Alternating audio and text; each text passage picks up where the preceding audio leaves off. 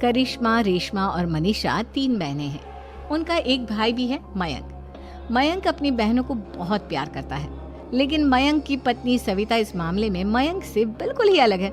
वो अपनी ननदों का जितना बुरा कर सकती है उतना बुरा करती ही रहती है और अपनी ननदों पर हुक्म भी चलाती है। करिश्मा, करिश्मा, तुमने अभी तक नाश्ता नहीं बनाया? तुम्हारे भैया को ऑफिस जाने में देर हो रही है। हाँ भाभी, बस अभी बनाती हूँ। करिश्मा, तुम ये ढीलापन छोड़ दो। कल को पराये घर जाना है। वहाँ अगर तुम इस तरह से काम करोगी तो लोग क्या कहेंगे कि माँ ने और भाभी ने कुछ सिखाया नहीं। और तुम्हारी दोनों बहनें कहाँ है?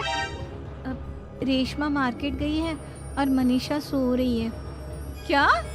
सुबह के 8 बज रहे हैं और ये महारानी अभी भी सो रही है?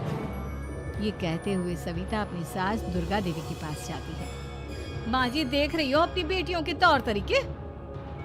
क्या हुआ बहू, सुबह सुबह क्या कर दिया मेरी बेटियों ने?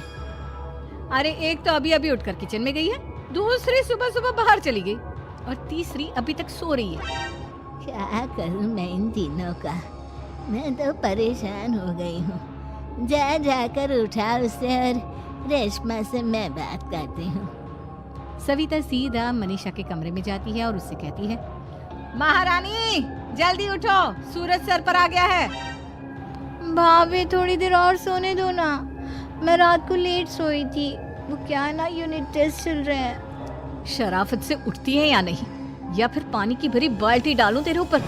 नहीं भाभी, मुझे बिस्तर में नहीं लाना, उठती हूँ मैं। मनीषा जल्दी से उठकर बाथरूम में चली जाती है। सभी आराम से बैठकर नाश्ता कर रहे होते कि तभी रेशमा बाजार से हाथ में सामान लिए आ जाती है। रेशमा को देखते ही सविता उस पर बरस पड़ती है। लो, आ गई महारानी। ऐसा भी क्या सामान लाना था जो सुबह आंख मलते ही बाजार की तरफ रवाना हो गई? भाभी, कल आप ही तो चीख रही थी कि घर का सारा सामान मुझे ही लाना पड़ता है, घर में किसी को भी किसी काम से कोई लेना देना नहीं है। अब मैं बाजार जाकर सामान ले आई तो आपको इस बात से भी तकलीफ हो रही है? देख रही हो माँ जी, अपनी बेटी की जुबान कैंची से भी तेज चलती है।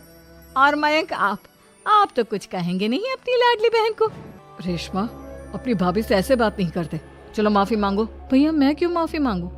आप भाभी से बोलिए ना कि हम पर कम हुक्म चलाया करे। हम इस घर की बेटियां हैं और आपकी पत्नी की ननद है, नौकरानी नहीं। लो कर लो बात। इनकी भलाई के लिए कुछ भी बोलो तो इन्हें बुरा लग जाता है। इस घर में यही इज्जत है मेरी। देख लो माँ जी, आपकी बेटी किस लहजे में मुझसे बात कर रही है। सविता वहाँ से चली जाती है। मयंक को बहुत गुस्सा आता है, वो भी वहाँ से चला जाता है। फिर करिश्मा रेशमा को समझाती है। रेशमा, तुम्हें भाभी से माफी मांग लेनी चाहिए थी ना। लेकिन दीदी, मैंने कुछ किया ही नहीं, तो मैं माफी क्यों मांगू? हाँ करिश्मा दीदी, रेशमा दीदी जैसे ही घर में आई भाभी ही उन पर चिल्ला रही थी। हाँ, मैं मानती हूँ कि गलती भाभी की थी। मैं तो इसलिए बोल रही हूँ कि भाभी ने माँ को तो पूरी तरह अपने वश में कर लिया है। वो हमारी बात सुनती ही नहीं। मयंक भैया हमारे लिए हमेशा खड़े रहते हैं, इसलिए उनकी बात का मान तो तुम्हें रखना चाहिए था ना। कोई फायदा नहीं दीदी, कुछ दिनों की बात और है, भाभी उन्हें भी हमारे खिलाफ भड़का देंगी। फिर वो भी माँ की तरह हमारी किसी बात का विश्वास नहीं करेंगे। इसी तरह सविता अपनी तीनों ननदों को किसी न किसी बात पर परेशान करती रहती थी। एक दिन मयंक अपनी तीनों बहनों के लिए गिफ्ट लाया।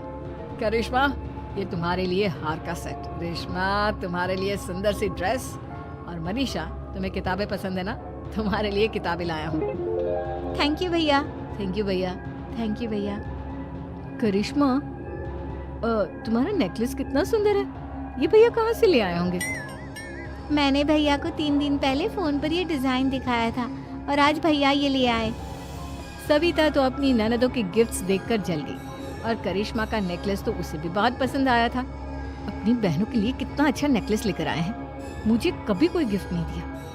मैं आज ही ये हार चुरा लूंगी। रात में सविता करिश्मा का हार चुरा लेती है और इसी तरह उसे अपनी ननदों की जो भी चीज अच्छी लगती वो उसे मांगती नहीं, बल्कि रात के अंधेरे में चुरा लेती। इसी तरह दिन बीतते गए और सविता ने मयंक के दिल में भी उसकी बहनों के लिए नफरत पैदा कर दी। एक दिन मयंक ने करिश्मा और रेशमा के लिए रिश्ता देखा और ये बात उसने घर में सबको बताई। माँ, करिश्मा और रेशमा के लिए बहुत अच्छा रिश्ता आया है। वो लोग कल इन्हें देखने आ रहे हैं। आप और सविता मिलकर सारी तैयारी कर लेना।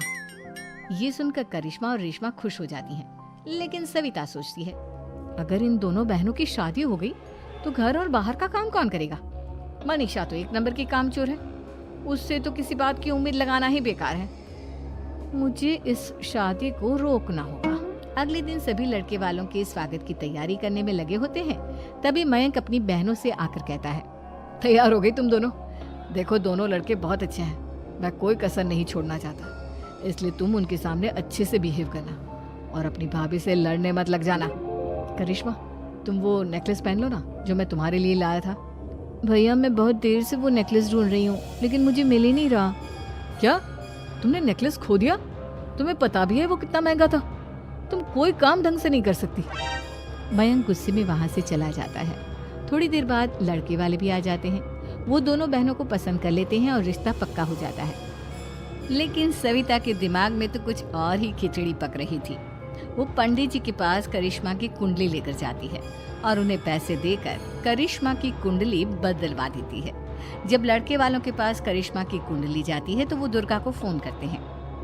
बहन जी, हमने करिश्मा की कुंडली अपने पंडित जी को दिखाई थी। आपकी बेटी की कुंडली नहीं बल्कि दोषों का पिटारा है।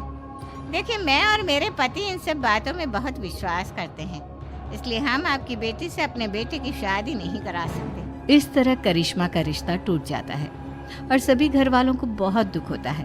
अब कविता सोचती है, चलो करिश्मा का तो रिश्ता टूट गया, अब रेशमा का भी रिश्ता तोड़ना है। क्या करूं? अब सविता आवाज बदलकर किसी अननोन नंबर से रेशमा के होने वाले ससुराल में फोन करती है। हेलो, मैं कौन हूँ कौन नहीं ये आपके लिए जानना जरूरी नहीं। बस इतना सुन लो कि रेशमा का 2 साल से किसी के साथ अफेयर चल रहा है। बस रेशमा का रिश्ता तोड़वाने के लिए सविता का इतना कहना काफी था। अब रेशमा का भी रिश्ता टूट गया। मयंक और दुर्गा देवी ने रेशमा को खूब खरी खोटी सुनाई और उससे बार बार उस लड़के के बारे में पूछने लगे।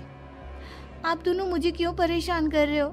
अरे कोई लड़का होगा मेरी लाइफ में तो मैं बताऊंगी ना, जब कोई है ही नहीं तो कहाँ से लाऊं मैं कोई लड़का? तो तेरे होने वाले ससुराल वालों को फोन किसने किया था? माँ मैं नहीं जानती किसने फोन किया था, मैं सच कह रही हूँ। मैं तो पहले ही कह रही थी इसकी लगाम खींच कर रखो, लेकिन मेरी सुनता ही कौन है। आप चुप रहिए भाभी, ये सब आपका ही किया धरा है। अब तीनों बहनों को विश्वास हो जाता है कि ये सब उनकी भाभी ही कर रही है। तीनों बहनें अपनी भाभी को सबक सिखाने के लिए एक वकील कर लेती है और घर में हिस्सा मांग। देखो भैया, माँ बाप की जायदाद में जितना बेटों का हक होता है उतना ही बेटियों का, इसलिए इस घर के 4 हिस्से होंगे और हमें अपना हिस्सा चाहिए। मैंने तुम्हारे लिए क्या क्या नहीं किया और तुम इस घर में हिस्सा मांग रही हो? भैया, आप और माँ हम बहनों की कोई बात नहीं सुनते हो और भाभी हमारी शादी नहीं होने देगी क्योंकि उन्हें लगता है कि आप हमारी शादी में ज्यादा पैसा लगाओगे और उन्हें हम जैसी फ्री की नौकरानी कहाँ मिलेगी। तो हम भाभी के साथ तो रह नहीं सकते, हम बहनों को अपना हिस्सा चाहिए। अरे तुम्हें शर्म आनी चाहिए अपनी भाभी पर ऐसा इल्जाम लगाते हुए। वो तुम्हारे बारे में कितना सोचती है। हाँ माँ, भाभी हमारे बारे में बहुत सोचती है, दिन रात बस यही सोचती रहती है कि किस तरह से अपनी तीनों ननदों को परेशान करूं और कभी मुझे पढ़ने भी नहीं देती। दोनों बहनों का रिश्ता भी तो इन्होंने ही तोड़वाया है और रात में हमारे कमरे में आकर हमारी चीजें भी चुराती हैं। इसी तरह सविता की तीनों ननदें अपनी बात पर अड़ी रही। अब कोर्ट में तारीख भी शुरू हो गई। जब सविता को लगा कि उसकी तीनों ननद इतनी आसानी से नहीं मानने वाली, तो उसने अपने पति और सास को सारी सच्चाई बता दी और अपनी तीनों ननद से माफी मांगी। मयंक और दुर्गा को भी अपनी गलती का एहसास हो गया। अब सविता खुद करिश्मा और रेशमा के लिए अच्छा रिश्ता ढूंढती है और उनकी शादी करवाती है।